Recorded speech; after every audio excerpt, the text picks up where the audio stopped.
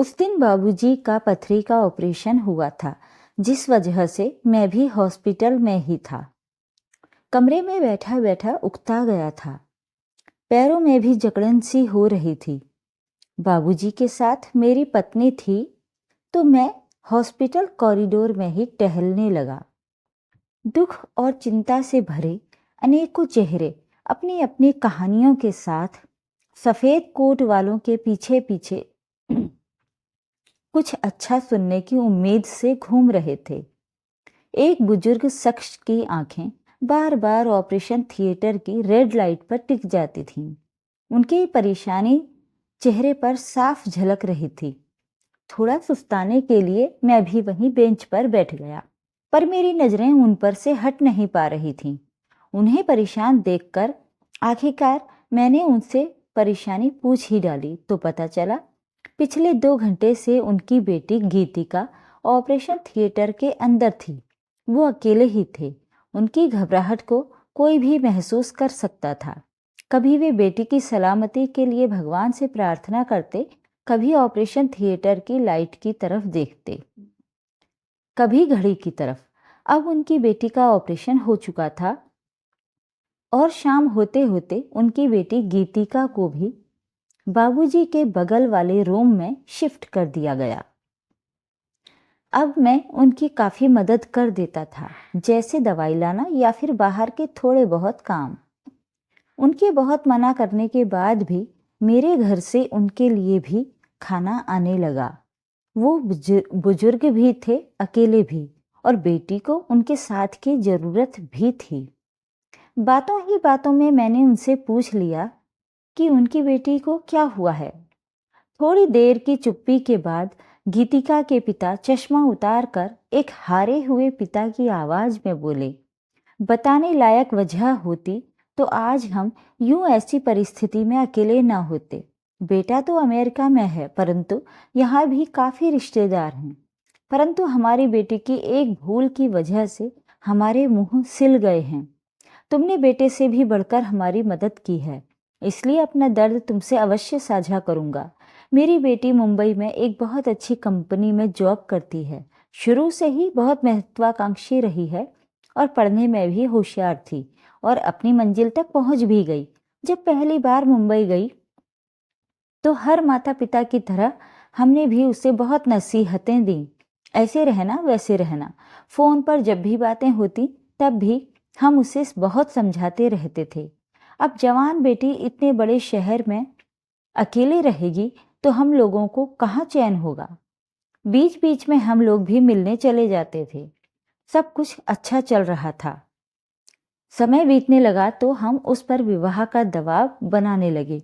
अब जिम्मेदारी तो थी ही ना, परंतु वो कुछ कुछ बहाने बनाकर हर बार टाल देती। जैसे जैसे बच्चे बड़े होते हैं, वो अपने ही माँ बाप को पिछड़ा समझने लगते हैं। हम उनके लिए पुरानी सोच वाले हो जाते हैं। हमारी बातों में छुपी उनकी भलाई और चिंता उन्हें दिखाई ही नहीं देती। उनको लगता है कि दुनियादारी की समझ सिर्फ उनको है। हमने तो ऐसे ही घर में बैठे बैठे बाल सफेद किए। उसकी उम्र भागती जा रही थी और हम दोनों लाचार मायूस हो गए। अब फोन पर भी वो चिढ़ जाती थी और बहुत गुस्सा करने लगी थी। अभी पिछले महीने उसके साथ काम करने वाली दिल्ली की एक लड़की हमसे मिलने आई थी और उसने जो बताया उसे सुनकर तो हमें बहुत गहरा सदमा लगा। गीतिका किसी अभिनव नाम के लड़के के साथ 5 वर्षों से लिव इन में रह रही थी। वो कब कैसे इस दलदल में फंसी पता नहीं। अपनी जिंदगी का इतना बड़ा फैसला लेते हुए उसे थोड़ा सा भी डर नहीं लगा। इस बीच हम लोग कितनी बार उससे मिलने गए, कभी किसी प्रकार का शक नहीं हुआ। उनकी बातों से तुरंत मेरा दिमाग मेरी सोसाइटी की तरफ घूम गया। मेरे आस पड़ोस में भी जॉब करने वाले बहुत से लड़के लड़कियां भी रेंट के घरों में रहते हैं। एक कपल तो मेरे पड़ोस में ही है, और जब उनके घर किसी एक के पेरेंट्स आते हैं तो दूसरा पार्टनर कुछ दिनों के लिए अपने दोस्त या सहेली के साथ शिफ्ट हो जाते हैं। मुझे संदेह बहुत बार हुआ, परंतु हमें टोकने और पूछने का अधिकार नहीं। कुछ इस तरह का नेटवर्क ये आज की पीढ़ी चलाती है अपने ही माता पिता को धोखा देने के लिए। ऐसे में उनके पेरेंट्स को भी क्या पता चलेगा। देर रात तक पार्टी करना, ऊंची आवाज में म्यूजिक पर थिरकना, दारू और सिगरेट के धुएं में साफ सुथरे जीवन को दलदल में धकेलने का जो ये आधुनिकीकरण हुआ है वो बहुत ही भयावह है। शुरू शुरू में इसका नशा सिर चढ़कर बोलता होगा, परंतु उतरने के बाद जीवन शून्य से ज्यादा कुछ नहीं। गीतिका के पिता आगे बताने लगे, हम दोनों उससे तुरंत मिलने गए। इच्छा तो नहीं थी उसकी शक्ल देखने की, परंतु माँ बाप के दिल को ऐसी औलादें क्या समझेंगी। हमने सोचा था अभिनव से शादी की बात करेंगे ताकि समाज में हमारी इज्जत की जो बखिया उधेड़ रही थी बेटी, उनकी शादी से उस पर पैबंद लगाकर रफू किया जा सके। लेकिन जब हम वहां पहुंचे तो उसे देखकर कुछ बोला ही नहीं गया। उसकी हालत बहुत खराब थी। अभिनव बात बात में उससे बहुत मारपीट करने लग गया था। गीतिका उससे शादी करना चाह रही थी, परंतु उसने मना कर दिया था। इतना ही नहीं, अभिनव उसे और मुंबई छोड़कर जा चुका था।